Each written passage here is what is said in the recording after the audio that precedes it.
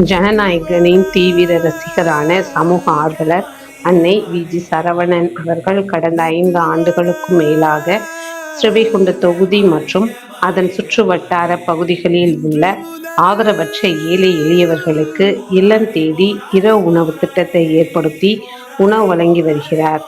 இந்நிலையில் தமிழக வெற்றிக் கழகத்தின் ஐம்பெரும் கொள்கை தலைவர்களுள் ஒருவரான சமூக ஆர்வலர் அஞ்சலை அம்மாளை கொள்கை தலைவராக அறிவித்ததன் ஏற்பால் தமிழக வெற்றிக் கழகத்துடன் இணைந்து தமிழக வெற்றிக் கழக தலைவர் தளபதி திரு விஜய் அவர்களின் ஆசையுடன் கழக பொதுச் செயலாளர் அண்ணன் புசியன் ஆனந்த் அவர்களின் வழிகாட்டுதலின்படியும் மதிய உணவு மற்றும் இரவு உணவு திட்டத்தை ஏற்படுத்தி உணவு வழங்கி வருகிறார்.